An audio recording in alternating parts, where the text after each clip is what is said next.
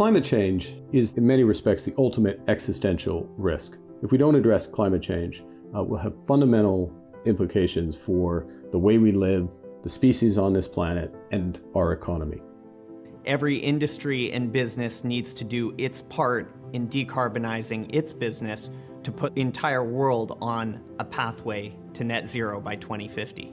As a global society, we've come to the realization that we have a limited amount of time to do this, and we have to do it aggressively and fast. 127 countries and counting have made it their objective to get to net zero at least by 2050. 73% of global carbon emissions can be tracked back to energy. That means that in order to achieve the transition to net zero, we're going to require investment in a massive overhaul of our energy systems. Investment in the transition is going to require more than $35 trillion of investment in the next decade alone, and more than $100 trillion of investment over the next 3 decades. It's not really just about the money, it's about the expertise that's needed. As a global leader in renewable power, in infrastructure, business operations and transformation, we are uniquely positioned to assist companies, corporations, governments, utilities with decarbonization, and also bring our investors along to generate attractive returns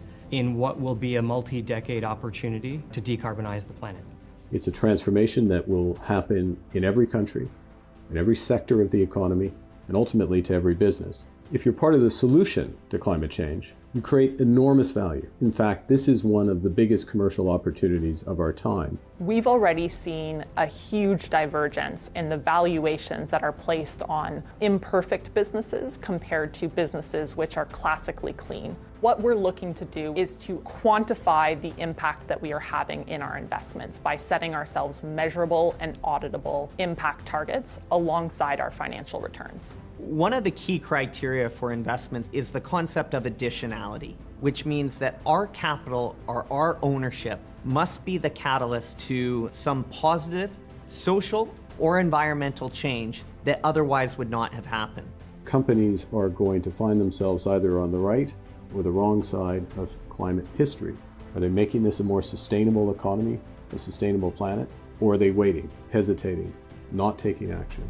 Climate change and decarbonization and the transition to net zero is no longer a niche opportunity. The acceleration of the growth opportunities in the decarbonization space is only going to increase going forward. Our job is to take capital and back those who are on the right side of history and help them accelerate this change.